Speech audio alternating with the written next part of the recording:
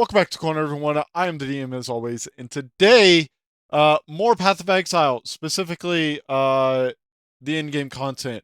We are now looking at the passive skill tree, and it looks like maybe items and maybe that might be it. Ascensions. There's a lot with the Ascensions, so I might split that into its own video as well. We'll see. Let's get into So, speaking the of builds, skill let's tree, talk about one of the which most is iconic fucking Path of Exile enormous. systems, the passive skill tree. Yes, it's huge. There are over 1,500 nodes on there. Now, a lot of people open the tree and can get a little intimidated at first, but try not to be scared. There are lots of options, but at its core, it's pretty simple. Each level you get 1 point to put into the tree. Each class starts at a different location, but they all share the same tree. Around your section of the tree, you'll find relevant bonuses for your character. You should be safe in the knowledge that there aren't many wrong choices here. Almost all the starting nodes will be useful for your character in some way.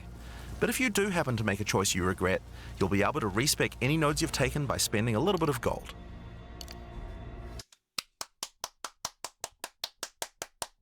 This is an insane quality of life change. In Path of Exile, you really can't do this. I mean, I think you can now.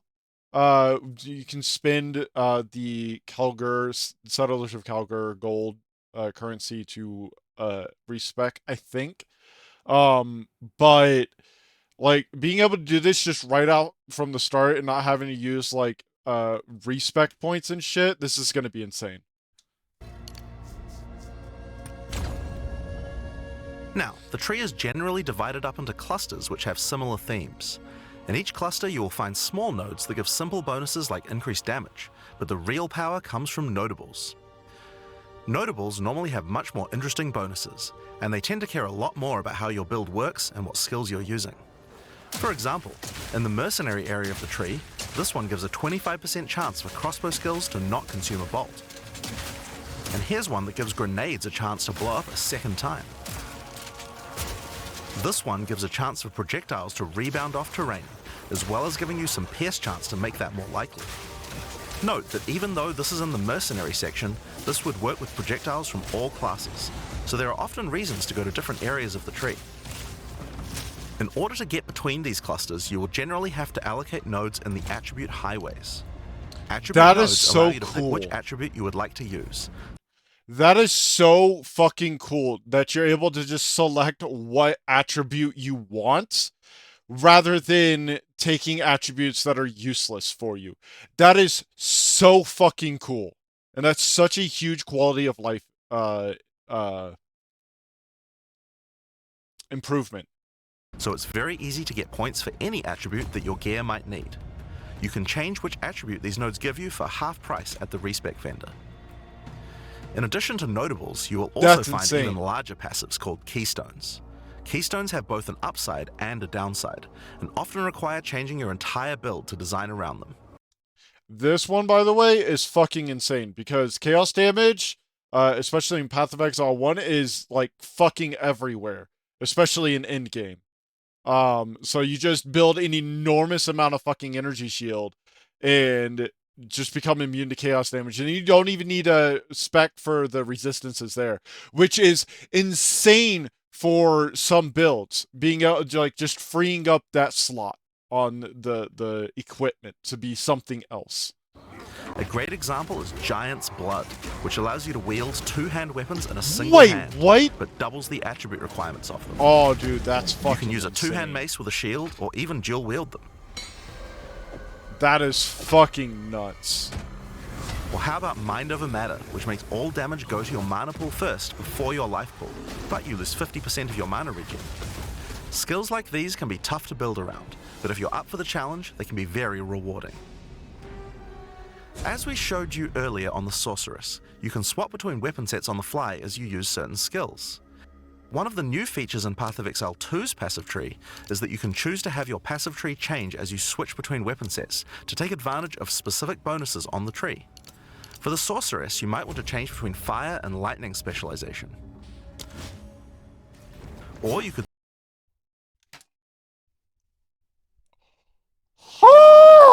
switch between one hand and a two-hand setup in order to be able to block boss attacks while following up with heavy hits from your bigger mace. Or That perhaps you is so fucking cool.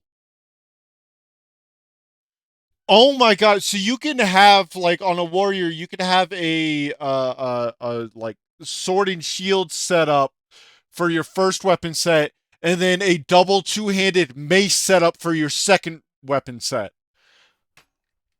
Oh, that is so can have a cool. full curse setup on your witch to debuff enemies before switching to a chaos degen build for maximum damage. If you want to stick with just one weapon set, you can just use these specialization points as bonus points to invest however you like, but creative players will find plenty of opportunities with this system. You can get weapon specialization points throughout the campaign from optional bosses and quests. For example, if I manage to defeat the Crowbell, I'll get a weapon specialization book. There are lots of other permanent boosts available from the campaign too. On the map, you can see icons that indicate the many optional encounters you can find. Some of them have permanent character boosts, and others have powerful items. If you're having trouble getting past a boss, it might be a good idea to explore and see what you can find. For example, if you defeat Blackjaw the Remnant, you'll gain a permanent increase to fire resistance. One of the most important finds are spirit bonuses. You can find the first one here in the canopy in Act 1. Defeat the boss in this area to acquire a permanent addition of spirit. The permanent buffs you gain from spirit are very powerful, and every class will find a use for them, so make sure you hunt down these upgrades. There's one in each act. Dog. And we haven't even talked about the most important element of character progression, items. I've said it before. I'll keep saying it. I'll say it until fucking Blizzard gets their shit together. Diablo 4 has nothing on Path of Exile. Nothing. Blizzard has nothing on GGG. Why is Vessel of Hatred not this level of quality? Why is Diablo 4 not this level of quality? Why? It has no reason to not be this level of quality when fucking GGG with barely the fucking resource, like GGG has like 200 people working for them. Diablo has like 9,000. What? That's why we're all here, right? Items in Path of Exile can be broken down into 4 rarity groups. Nah, you know what? Can we normalize ARPGs being called PoE likes? I'm gonna start calling it Diablo. Diablo's no longer a Diablo game. Diablo is a PoE like. A Path of Exile like. That's what it is. That's what it is. Normal, magic, rare, and unique. This, by the way, everything that GGG is doing with Path of Exile 2 and shit, like, they are revolutionizing the ARPG genre. This is what gets you the title of having other games in this genre being called a whatever, like, a Souls-like, a rogue-like. This is what you have to do. You have to revolutionize this shit. You have to be an innovator, a pioneer of the genre. And that's what fucking GGG is doing for the ARPG space. That's what it's doing. Want to do as you play through the campaign. Sorry, I gotta go back. Items in Path of Exile can be broken down into 4 Oh my God, rarity this groups. is insane. Normal, magic, rare, and unique. One of the things you're going to want to do as you play through the campaign is upgrade the items you find, and you can do that with currency items. An Orb of Transmutation will allow you to upgrade a normal item to a magic item with 1 mod. You can then apply an Orb of Augmentation to add a 2nd mod, then use a Regal Orb to add a 3rd mod, and upgrade it to a rare. Finally, you can use some Exalted Orbs to add more mods to your rare to a total of 6 mods. One of the things we think is really important is to make these options available to use as you play. All the items that add mods are much more common than they were in Path of Exile 1, so that you can use them throughout your campaign playthrough. Something they said during the live stream is that, who was it? It's not the guy currently talking, it was the other guy that was with him. He said that if he sees people not using, like, Exalted Orbs and whatnot, like, he's gotta be really fucking mad. Because they've made it so that you will get, like, several, like, a lot of Exalted Orbs dropping in just the first act. So like you're gonna get an item and you're gonna put a whole bunch of shit on it, and then you're gonna get another item that has like even better stats and whatnot for your shit. And you can be like, oh, well, I got like 12 exalted orbs. Boom! You're gonna slap that shit on, it's gonna be even better. Like, I'm probably gonna be switching weapons and shit so fucking much. We want you to find things on the ground that can be crafted into upgrades much more frequently. As well as making the drop rates on these items much more common, you can also get them by disenchanting unwanted gear at the magic item vendor.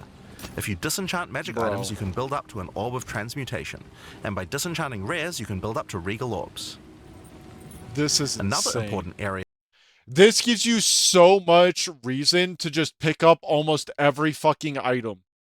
On top of being able to sell them for gold, to be able to respec and shit, you can also disenchant them to get fucking resources.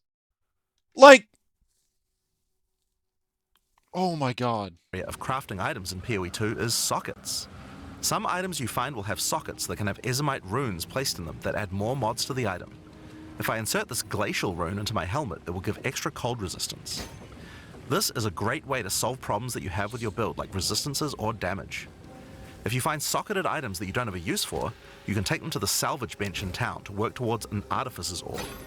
This will allow you to add sockets to your existing items. Body armors and two-hand weapons can have up to 2 sockets, while the rest of your armor and one-hand weapons can only have 1 socket. You can also salvage items with quality to create items like armor scraps or whetstones. These will allow you to increase the quality of your items for an up to 20% boost. If you don't want to disenchant or salvage your items, you can always sell them for gold. Gold can be used to buy items from vendors, and we've tried to do a lot to make sure that the items they have for sale are actually useful. Every time you level up, they get more stock, so make sure to check back often. Other vendors offer a gamble. Pay a flat amount of gold and you'll get a random item of a specific type. This could be a great way to improve your gear, if you're lucky. Gold is also used to respec your passive skills. Take advantage of this system to experiment with your tree and rework it as required. The other thing and you it might don't want to even use gold cost for is that the much currency gold exchange. to respec. This allows you to exchange currency Holy items with other shit. players on an open market, in exchange for a small gold fee. Oh my god. Now all items in Path That of is Exile are insane. freely tradable. We never bind anything to your character, except gold. That is insane. Now most gear in Path of Exile 2 is randomly generated, but there's another type that isn't. Uniques. They are especially rare, each with a handcrafted set of unusual mods which can dramatically change a character's build. They're not just better rare items, they can do much stranger things that can fundamentally change your character. Corpse Wade will make any corpses you run through explode into clouds of poison. The Sands of Silk is a body armor that changes your dodge roll into a blink, morphing you into sand as you teleport past your foes. And of course some uniques are just pure hits of dopamine, like Quill Rain, which just turns your bow attacks into full auto by doubling your attack speed. Each unique is something that you can build your character around. We try to make sure that most unique items have a potential use at endgame, even if you find them early on. And as you can see, every single unique item comes with custom art to match. Yo. The last character progression system that you can do during the campaign is Ascension. I'm just gonna say, by the way, As you can see, every this last one, she's kind of a baddie. single unique item comes with custom art to match. She's kind of a baddie looking. The last character progression system that you can do during the campaign is Ascension. Starting in Act 2, you will come across Ascension trials, tests that you must complete to unlock your Ascension class. We'll explain these trials soon, but first let's take a look at what Ascending can do for your character. Each class has access to 3 Ascendancy classes, but at the start of Early Access, only 2 per class will be available. Ascendancy classes are unique to each 3 for each class. There's going to be 12 classes. Do you know how much customizability you have? Dog! Oh my god. You already have over like 20,000 possible combinations with your skills. Now the characters are going to have upwards of 3 different ascendancies that they can get. Oh my, GGG, you're doing so much, They can bro. drastically affect how you build your character. How does Blizzard not see them as competition? How does this not make Blizzard want to just be better. How is Blizzard this bad at making Diablo when they have 9,000 people? As a sorceress, you could become a Storm Weaver, a master of the elements. Tempest Caller causes elemental storms to be summoned each time you do a critical hit with a spell. With Strike twice, you can stack 2 copies of Shock for more damage, and going deeper into the tree, you can make all your damage types apply Shock. Make a Shock build from any skill. Alternatively, you could become a Chronomancer and command time itself. She literally has the ability to stop time with Time Freeze. Not only that, but she has many other time manipulation abilities. Using Temporal Rift, she can teleport back to a previous location, resetting her life and mana back to what it was. Or with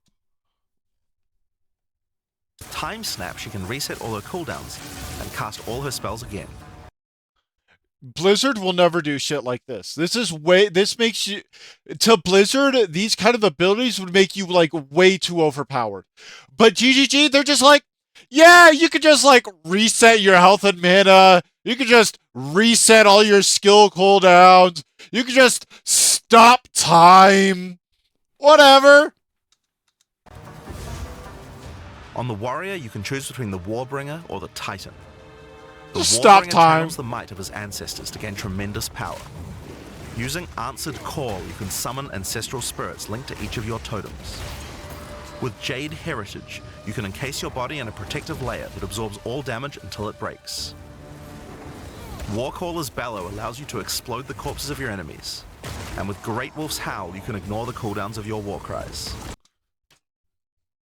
So with this one, you can make it so that your war cries make corpses explode, and then with this one, you can make it so your war cries don't have a cooldown.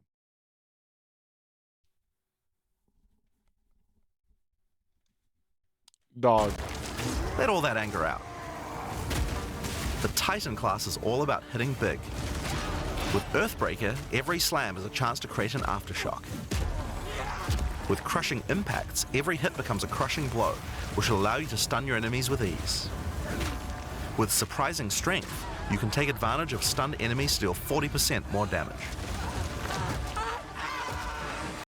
And you can combine all those together to stun them exceedingly fast and then do a fuck ton of damage. As a ranger, you might choose to be a Deadeye, an expert markswoman who can take down foes with style.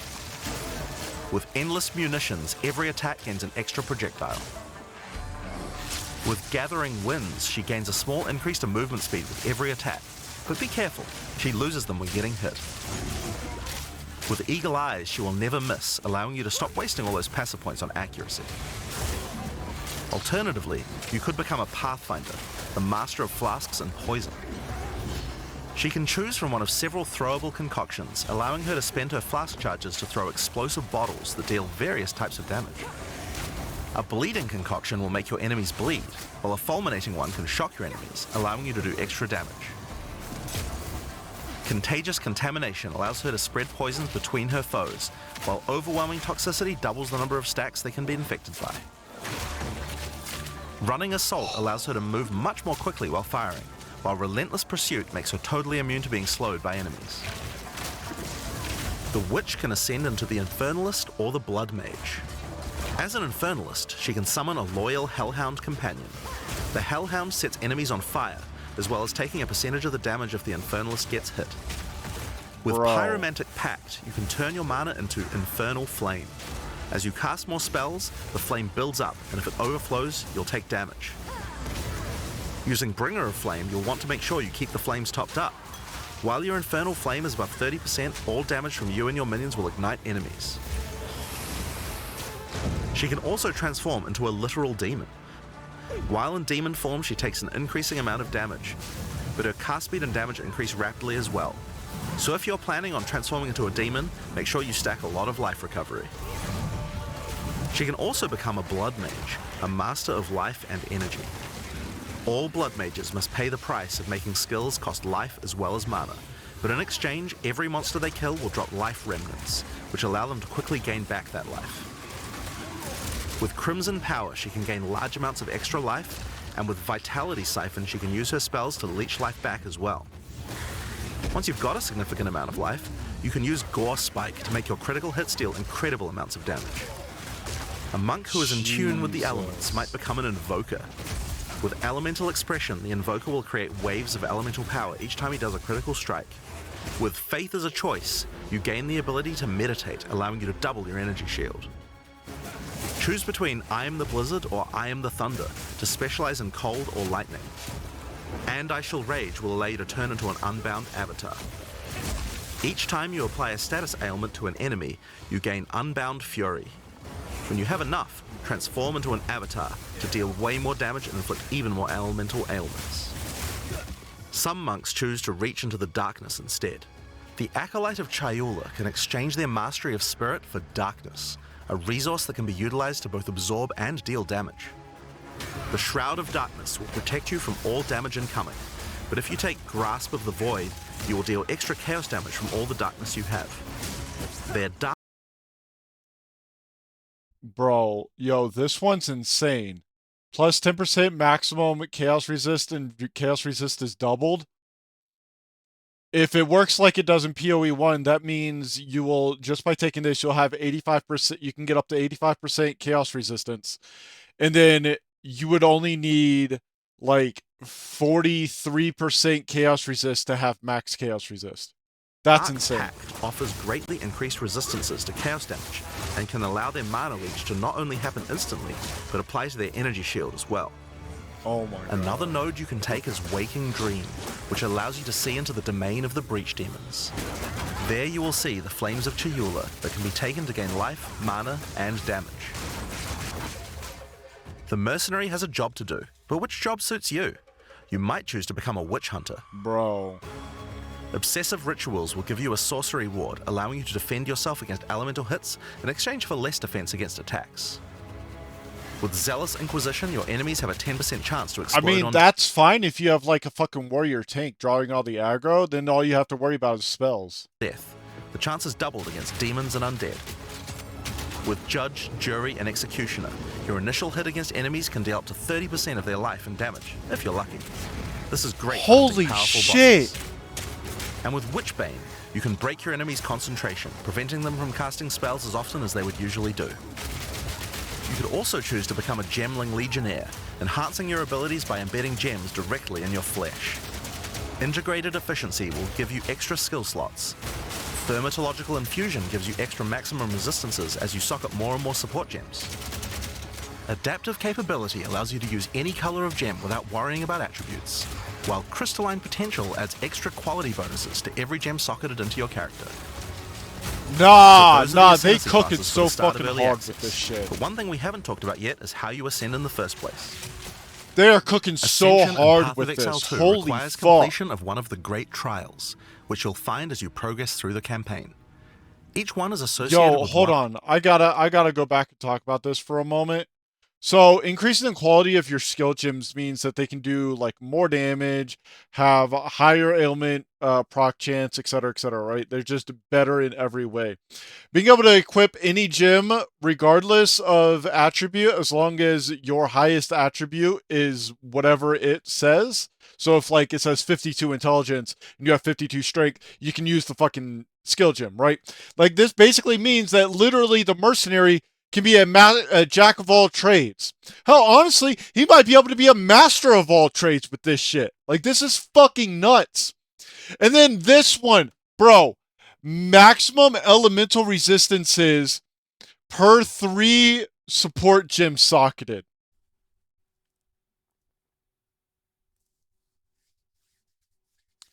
Bro, you going to take on that boss that does nothing but cold damage? Socket all of your fucking blue support gems in. Every single one. Get upwards. I'm pretty sure you could probably max out your resistances with this shit. Like, especially with 3 extra skill slots, dog. Nah. They're doing way too much with this shit. They're cooking way too hard.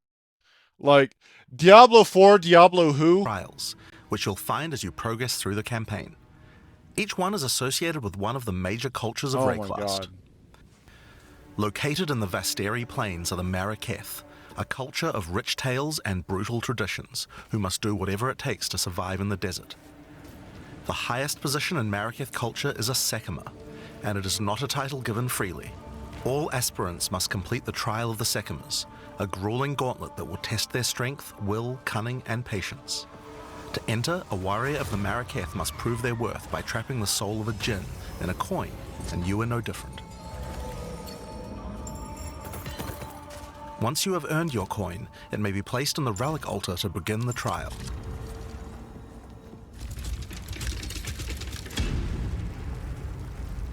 In the Trial of the Sekimas, each room has its own challenges to overcome. In this room, each rare monster you kill will send its blood to the chalice in the center of the room. Once the chalice is filled, you will be able to proceed. While fighting monsters in the trial, you will need to be very careful. Each hit will not only hurt you, but will damage your honor. The monsters are well telegraphed, so that you can avoid their attacks, but if you run out of honor, you will fail the trial and need to find another coin in order to try again. It is a good idea to make sure that you are well prepared before challenging the Trial of the Sekimas. Okay. After each room, you will be rewarded. In this case, you have been given a key that can be used to unlock chests later in the trial. Once you have claimed your reward, you will be shown a map of the rest of the floor and may choose how you wish to proceed. Which challenges would you like to face, and which rewards do you want to claim? Some rooms are more dangerous, This shit's afflicting so you with debuffs that will customizable. persist Oh for my the God. entire trial. For example, entering this room will afflict you with spiked shell that will cause all monsters in the rest of the trial to have 50% increased life. You will want to take care if you choose such a path. There It's are just many more different like- challenges and if you have rewards high as you enough journey through the DPS, that's trial. not even an Deadly issue. traps, waves of monsters, and strange artifacts will test your honor. As you progress, you'll be able to gain boons from the Jinn, which will help you on your journey. For example, the Sekima's cloak will revive you once if you die, giving you a second shot at a run. With One of the full rewards honor you may find as is well. sacred water, an extremely valuable and treasured resource to the Jinn and the Marraketh. Trading it with the Jinn will allow you to receive many benefits. You can recover honor, gain additional boons, or remove afflictions. At the end of the floor, That's you'll find insane. a powerful boss which will truly test your limitations. In order to ascend, you will need to defeat him.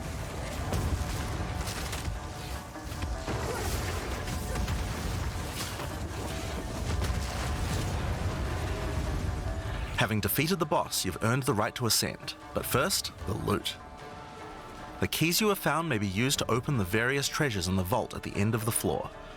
We only have a single bronze key, so we'll just have to open one of these small chests. If you want to open the better ones, you'll need silver or gold keys. Let's use the Altar of Ascendancy. Your first ascension will allow you to pick your class and grant you 2 points to use in the tree. Now there are more floors and many more rewards that can be found within the Trial of the Sekimas, but we'll save that for the section on the endgame. For now, let's talk about the second Ascendancy trial, the Trial of Chaos. In Path of Exile 2, you can choose Bro. whichever trial you like to earn your ascension. Each culture on Rayclast had their own methods to ascend. If the Trial of the Sekimas is not your kind of playstyle, or you're finding it too difficult, you could try another. You can gain all your ascension points from just one, or mix and match them. It's up to you. For early access, we will have 2 trials as options, with a 3rd trial coming later for the full release. Bro, this is the amount of shit that they're doing is just insane. While exploring the Vaal jungle, you'll discover the Temple of Chaos. Before the Vaal embraced the science of corruption, their civilization worshipped chaos. This ancient trial was once used by the Vaal to test their high priests. A high priest of the Vaal must show willingness to risk everything to gain power. Entry to the trial requires a token from a strange entity known only as the Trial Master. For those in which he sees potential, he shall inscribe an ultimatum. Many have attempted these trials in search of greatness. Most have perished. Will you be able to defy the odds? Before you begin each chamber, the Trial Master will offer you a reward and a choice. Choose one of 3 tribulations to affect you through the rest of the trial. These modifiers might beef up the monsters, curse the player, or add environmental hazards like turrets or trap runes. In this case, we'll be picking shocking turrets. As you enter the room, the Trial Master will fill it with hazards to test your commitment. In this case, you must destroy all the monsters that fill the room, while dealing with the lightning projectiles from the shocking turrets.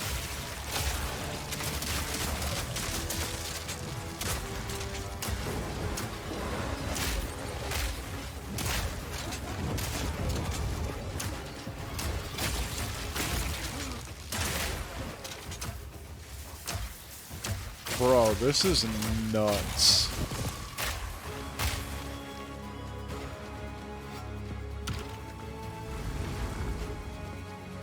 After each room, you will need to make a choice.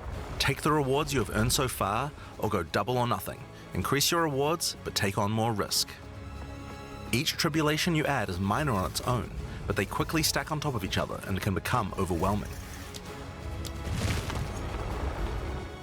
There are many types of chambers in the trial. Each will test your resolve in different ways. This one simply requires you survive for a certain amount of time. Another requires you to escort the stone idol through the level as elevators full of monsters descend to attack you. Should you be able to get through the first 3 chambers, you will face your first boss. The order of the bosses is random, and combined with the tribulations you have selected, the fight will never feel the same. After defeating the boss, you may claim your rewards. Of course there are the items, but you also gain the right to ascend. If you already did the trial of the Secumers, then you can claim 2 more points to add to your ascendancy class. Now it's possible to go much deeper. There are more bosses, rewards, and risks to take, but we'll talk more about that when we get to endgame. So how about we talk about that now? Okay, hang on. We're gonna stop this video because it's already half an hour long. And yeah, there's probably like another 2 or 3 videos out of this. So that's where we're going to stop for this video. Thank you all for coming to my corner. I've been the DM as always. If you liked the video, hit like, hit subscribe. If you didn't like the video, hit dislike, leave a comment. Let me know why you're still snorting that Diablo copium. And I'll see you all next time.